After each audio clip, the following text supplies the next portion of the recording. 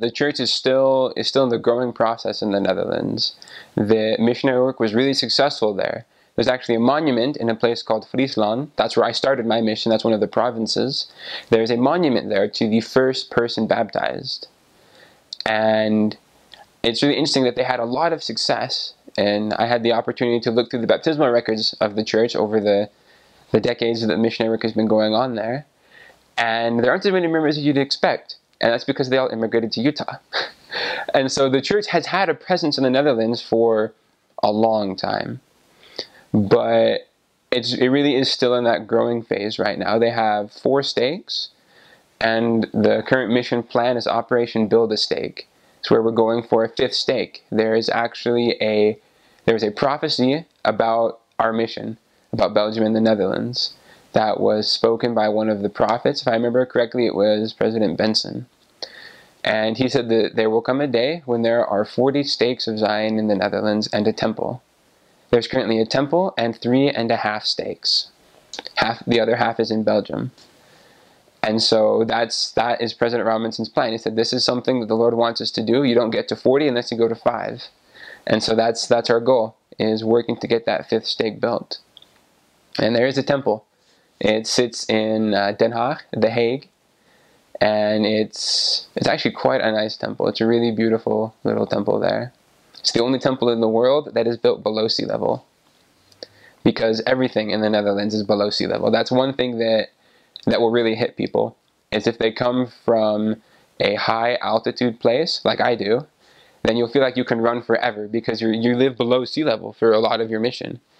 And there's just a lot of oxygen there. So you feel really good, but when you come back, I know the first time I went for a run, a few days after getting home, I didn't think I was going to make it past the end of the street. It was horrible, but that's really a good place to serve. The people there have been through a lot in the Netherlands. The religious wars there that took place really gave them a bad view of religion.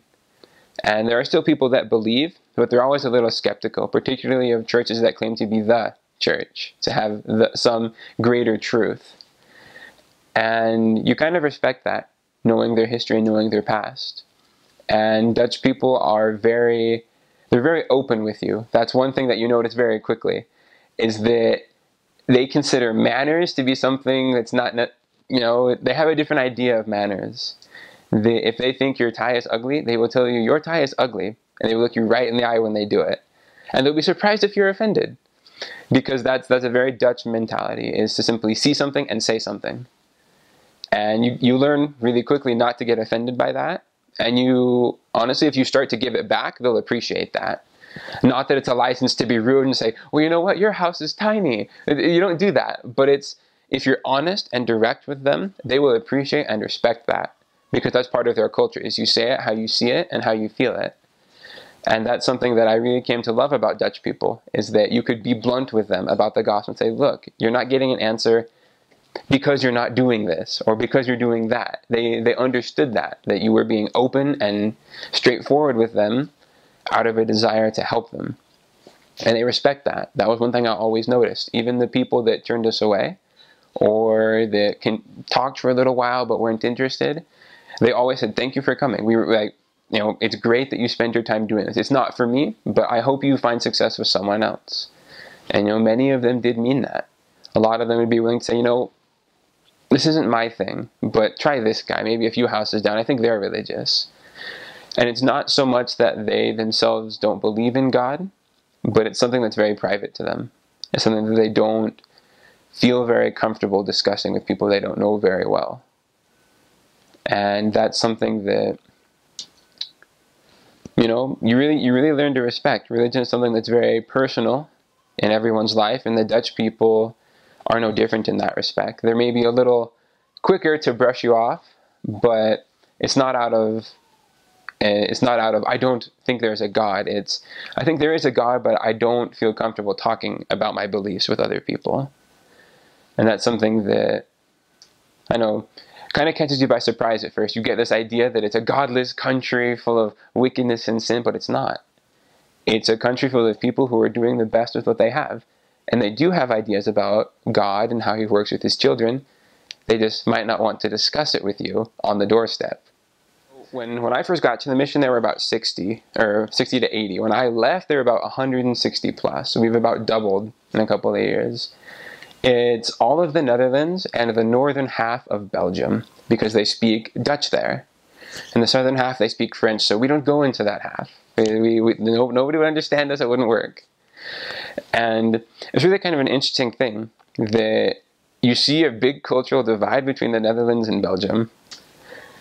And it's the person to person, they get along great, they'll have friends. But if it ever becomes country versus country or culture versus culture, you don't talk to people from that culture. You just don't. It's war. And I know, especially during the World Cup, if it had been Belgium versus the Netherlands, that would have been something to see. And they speak a dialect in Belgium that's called Flemish. Vlaams is the word that they use for it in Dutch.